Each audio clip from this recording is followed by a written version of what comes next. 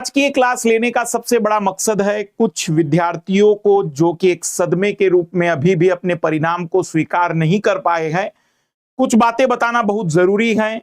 और मैं पुनः बता दूं कि आज की क्लास का मकसद किसी प्रकार का लॉलीपॉप नहीं है कि ठीक है नहीं हुआ तो आ जाइए फिर से।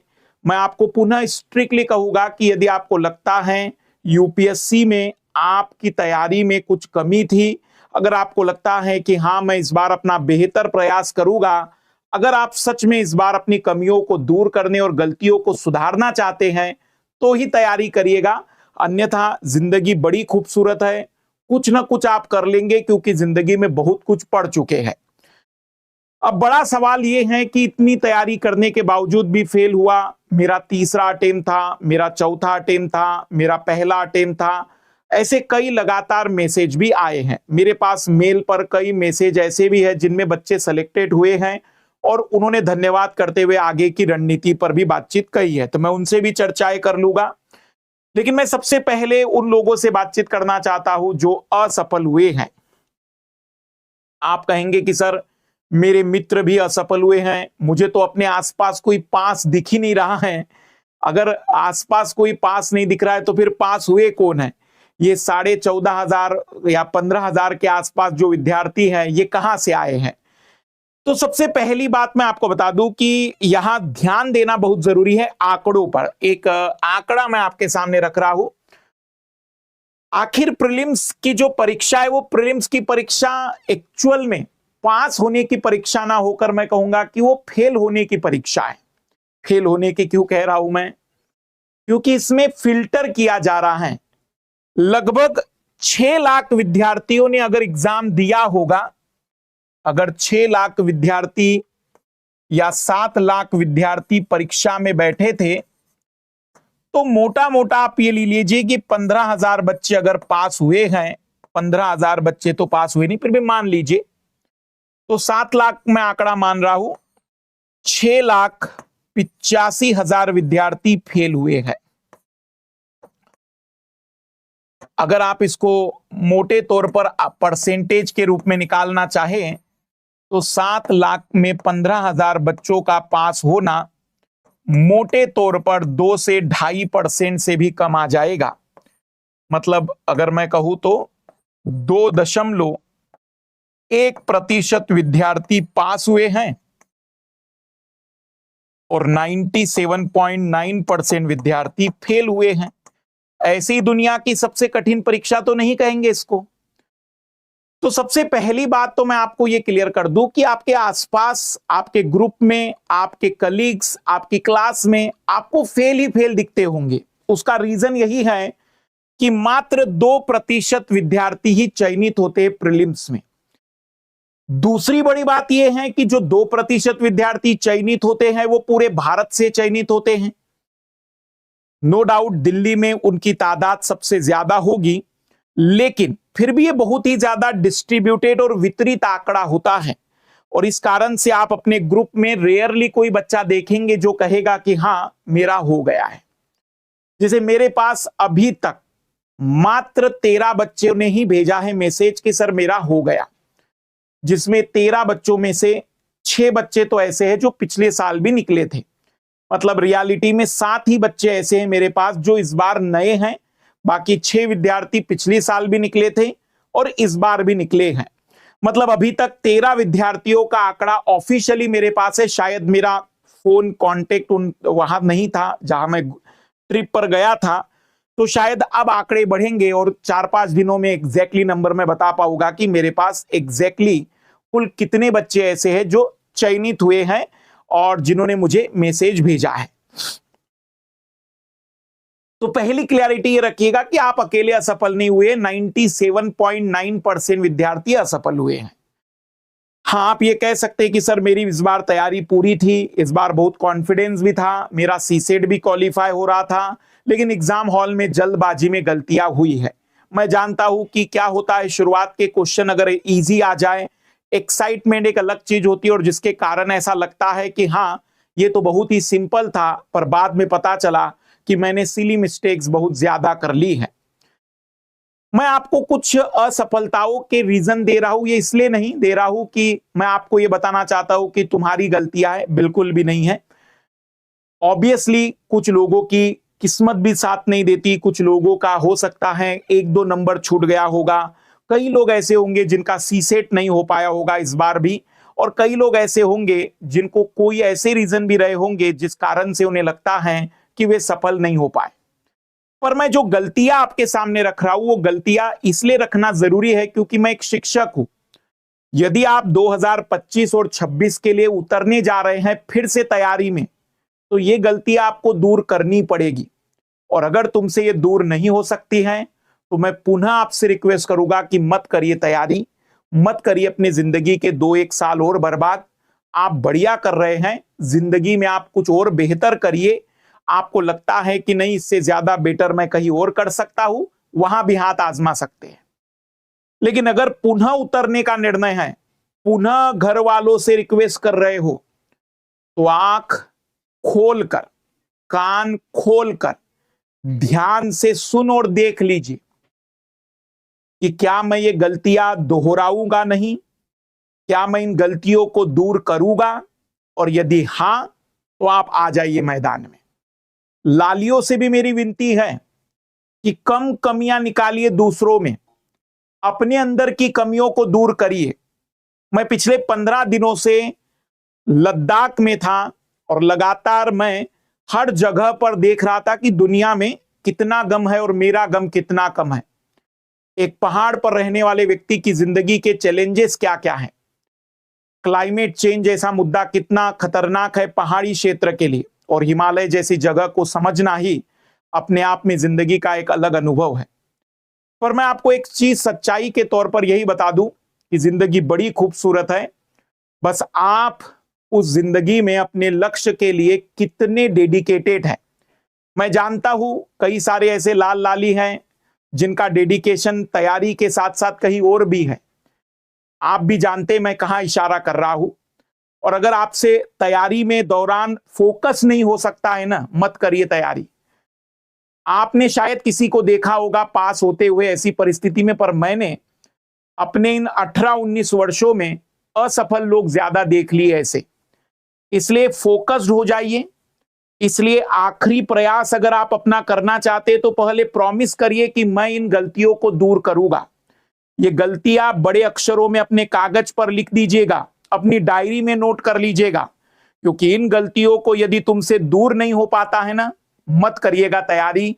मैं आपको पुनः याद दिला दे रहा हूं कि ये परीक्षा दुनिया की कठिनतम परीक्षाओं में एक है, या मैं कहूंगा कि दुनिया की सबसे कठिन परीक्षा है, क्योंकि जो एक परीक्षा इससे ज्यादा कठिन है वो परीक्षा नहीं है, वो एक अलग प्रकार की जॉब की रिक्वायरमेंट है। ये कॉम्पिटिटिव एग्जाम है, और इसलिए यहां असफलताओं में को सफलताओं में बदलने के लिए अपनी जिंदगी को दांव पे भी लगाना पड़ता है। अगर तुम्हारे अंदर वो काबिलियत है तो उतरिए, अन्यथा मैं आपको यहां से सलाह दे रहा हूं, मत करिए तैयारी व्यारी। ये कठिन परीक्षा है और इसके लिए किसी प्रकार के प्यार की, किसी प्रकार के सहानुभूति की जरूरत नहीं है, बल्कि एक दृढ़ निश्चय और कठोरता की जरूरत है कि हां यह आखिरी प्रयास, लेकिन पूरी ताकत, ईमानदारी और मेरी गलतियों को दूर करने का होगा। जिनका पहला प्रयास था वे भी ध्यान देंगे कि क्या गलतियां जनरली विद्यार्थियों से होती है। आइए 97% विद्यार्थी फेल होते तो इसमें ऐसी कोई बड़ी बात नहीं है, पर सबसे पहला जो रीजन हमें लगता है, सबसे पहला कारण कि जो विद्यार्थी फेल हुए हैं उसका सबसे पहला reason lack of proper planning and time management. मतलब पूरे साल भर उन विद्यार्थियों ने इन बातों पर गौर ही नहीं किया कि उनकी स्टडी का क्या प्लान रहेगा, वो अपने विषयों को कब कंप्लीट करेंगे। अगर हम 500 किलोमीटर की यात्रा के लिए मैं गया तो भी मैंने प्लानिंग की थी कि हम कहां कहां रुकेंगे, कहां कहां पर हमारी रात रहेगी। एक रणनीति के तहत हम आगे बढ़ते हैं। यहां पूरे 15 महीने की तैयारी है और 15 महीने में एक प्रॉपर स्टडी प्लान नहीं है। प्रॉपर स्टडी प्लान का मतलब कोई 150 पेज का प्लान बनाना नहीं है। 5 दिन का प्लान, उसी का दोहराव करते चलना है। 10 दिन की रणनीति, उसी का दोहराव अगले 10 दिन में भी करना है। तो यदि आपके पास एक प्रॉपर प्लानिंग नहीं है, और जो सबसे बड़ी कमी है टालम टोल और खराब समय प्रबंधन, आज नहीं कल कर लेंगे। कई विद्यार्थियों को प्लस की क्लास में भी, ऑफलाइन क्लास में मैं कहता हूं कि आज जो लिखवाया है उसे आज ही पढ़ लीजिए ना, आज ही दोहरा लीजिए, कर लेंगे बाद में, छोटा सा ही तो है। मैंने सी सेट में कई बार विद्यार्थियों को चैलेंज किया है कि आप मात्र प्रतिदिन 10 क्वेश्चन मुझे दिखा देना, 2.5 महीने की क्लास में 750 क्वेश्चन दिखा देना, मैं दावा करता हूं तुम्हारा सी सेट तो बिल्कुल नहीं रुकेगा। लेकिन शुरुआत में 5-10 दिन तो विद्यार्थियों को ऐसा लगता है कि कोई बहुत बड़ी बात नहीं, मैं कर लूंगा, सर मुझे नहीं जानते कि मैं एक बार बैठा कि क्या कर सकता हूं।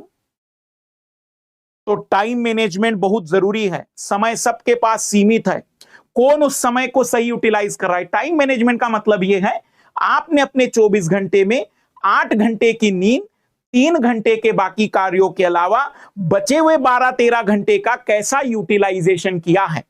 टाइम मैनेजमेंट कोई बहुत बड़ा जादुई चीज थोड़ी है। आप बस अपने दिन भर में कितना समय अपने लिए यूज कर पा रहे, परीक्षा के लिए यूज कर पा रहे, उसी को टाइम मैनेजमेंट कह रहे। अगर आपके पास 6 घंटे और आपने 5.5 घंटे यूज कर लिए तो आपसे बेस्ट टाइम मैनेजमेंट वाला कोई विद्यार्थी नहीं है। जो बहुत बड़ा फैक्टर है असफलताओं का, एग्जाम हॉल में 2-2 ऑप्शनों में डाउट रहा, मतलब इनसफिशिएंट रिवीजन था, जो जरूरी था, जिसके लिए मैं बार बार कहता हूं कि प्लानिंग में रिवीजन बहुत जरूरी है। कई विद्यार्थी मार्च तक में रिवीजन की शुरुआत कर रहे थे, बार बार कहा है कि जनवरी से रिवीजन स्टार्ट करिए, जनवरी से अपने विषयों को याद करना शुरू करिए। जो विषय अधूरे हैं उनको 2-2, 2.5 घंटे दीजिए, लेकिन जो कंप्लीट हो चुके हैं उनको दोहराइए, क्योंकि अगर वो दोहराव नहीं हो पाया तो कुछ नहीं हो पाएगा। कई विद्यार्थी करंट अफेयर का दोहराव नहीं कर पाए और परिणाम यह हुआ कि इजी करंट अफेयर के क्वेश्चन भी हल नहीं कर पाए। समय का प्रॉपर यूज, टालम टोल की रणनीति खत्म करनी है। किसी भी हालत में जो आज कहा है वो आज पूरा होना चाहिए, और रिवीजन बहुत ही सफिशिएंट रूप में करिए। अभी से रिवीजन की शुरुआत कर लीजिए अगर आपका कंप्लीट हो चुका है कोर्स और आप केवल 1-2 नंबरों से छूट गए हैं तो पहली मिस्टेक प्रॉपर प्लानिंग और टाइम मैनेजमेंट की पहली मिस्टेक, बड़े अक्षरों में लिख दीजिए, proper planning and time management. तुम्हें लगता है कि तुम इस बार इसको दूर कर लोगे तो ही उतरना, कोई जबरदस्ती नहीं है। घर वालों से खुलकर कहो तुमसे होगा या नहीं होगा, अपने शिक्षकों से, मित्रों से खुलकर कह दो तुमसे हो पाएगा या नहीं। पहली मिस्टेक अगर आप नहीं दूर कर सकते हैं, मत आइए यूपीएससी की प्रिपरेशन करने के लिए। नहीं है ये कक्षा 10वीं का एग्जाम, है ये एग्जाम दुनिया के कठिनतम परीक्षाओं में से एक है, तो उस पर आपका ध्यान होना चाहिए। Improper preparation and subject knowledge, कई सारे ऐसे विषय हैं जिसमें विद्यार्थी के कंसेप्ट क्लियर ही नहीं है। बार बार मैंने कहा है कि सब्जेक्ट की क्लैरिटी के लिए थोड़ा कंसेप्चुअल पढ़िए, केवल करंट अफेयर के आधार पर ऊपरी ज्ञान मत रखिए। बहुत जरूरी है ये सब्जेक्ट का जो ताना बाना है ये इस तरीके से क्लैरिटी के साथ आना चाहिए। जैसे फिजिकल ज्योग्राफी कहा कि फिजिकल ज्योग्राफी में जियोमार्फोलॉजी याद आना चाहिए। जियोमार्फोलॉजी कहा कि सबसे पहला टॉपिक पृथ्वी की आंतरिक संरचना याद आनी चाहिए। पृथ्वी की आंतरिक संरचना जैसे ही कंप्लीट होती है तो भूकंप और ज्वालामुखी की बात याद आनी चाहिए। फिर प्राथमिक चट्टानें, द्वितीयक चट्टानें, तृतीयक चट्टानों की बात याद आनी चाहिए। प्राथमिक संरचनाएं, द्वितीयक संरचनाएं, तृतीयक संरचनाओं की बात याद आनी चाहिए। महाद्वीपीय विस्थापन याद आना चाहिए। महाद्वीपीय विस्थापन के बाद हम समुद्र स्थल का विस्तरण याद आना चाहिए। अगला पॉइंट की प्लेट टेक्टोनिक की बात याद आनी चाहिए। अंतर्जात बहिर्जात बलों की बात याद आनी चाहिए, तब जाकर कहलाएगा कि हाँ आपको जियोमार्फोलॉजी याद हो गई।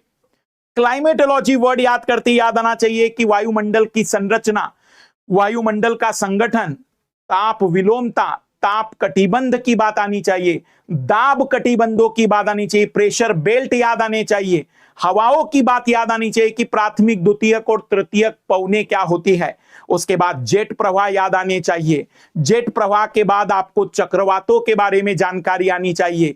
फिर जलवायु का वर्गीकरण, पूरा जल चक्र याद आना चाहिए। अगर आपके दिमाग में सिलेबस नहीं याद आ पा रहा है तो आपने पढ़ाई नहीं की है, इसको जितना जल्दी एक्सेप्ट कर लोगे उतना बढ़िया होगा। तो सब्जेक्ट को मजबूत करिए, सब्जेक्ट के टॉपिकों को मजबूत करिए। जितना ज्यादा सब्जेक्ट पर पकड़ बनेगी, कॉन्फिडेंस उतना ज्यादा होगा।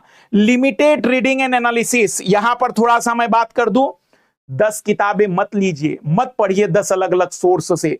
एक ही ढंग का सोर्स दोहराइए तो सही आप।